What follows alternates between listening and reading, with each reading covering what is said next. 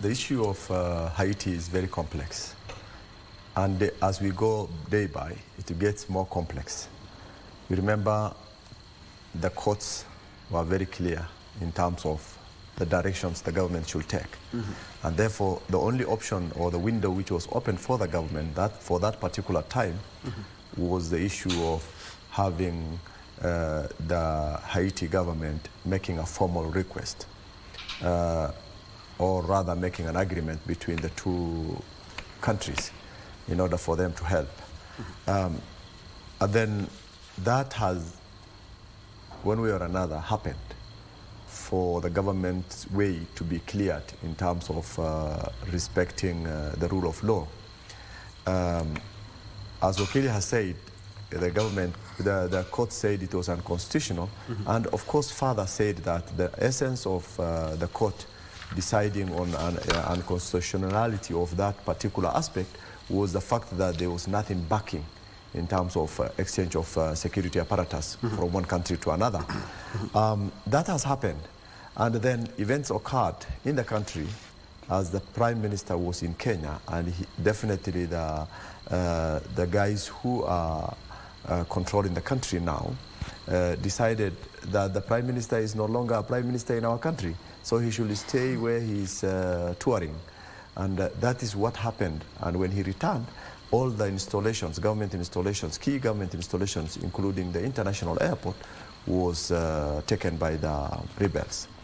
That means then the Prime Minister had no other option other than landing in the neighboring countries and waiting to see if there is any opportunity, or even see if he is able to go through by road.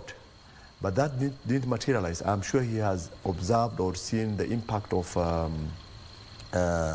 or rather the significance of their process, or the significance of their role.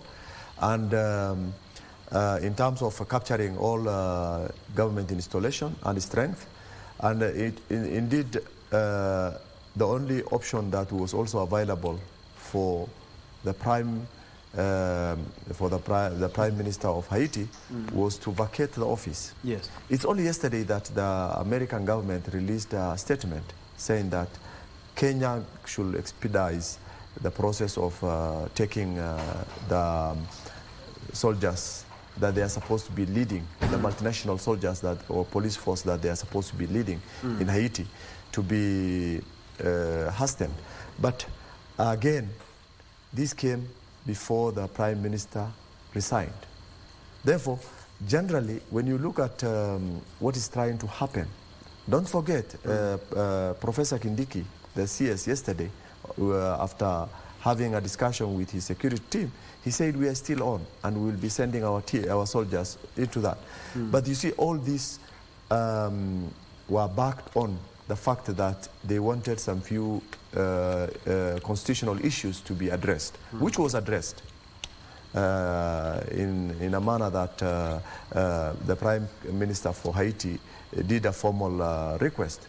But now the challenge is, as these events unfold, what options or what chances are there for Kenyan police to go and intervene and support the government of Haiti, if at all there is government in Haiti? Because if the president was killed and the Prime Minister has resigned, who is the government now? Because the installation of an institution is the leadership. And therefore, if we don't have that leadership in place, then the biggest challenge we will come across is that whom are you responding to? Another rebels? Because the other part of the government now are likely to become just another rebels. Unless they constitute a government outside the country, which again might not function very well in terms of the values and the outcome that we expect for any international police force to support them, then it will be a big challenge. So I think the Haiti issues is complex, and it will remain complex,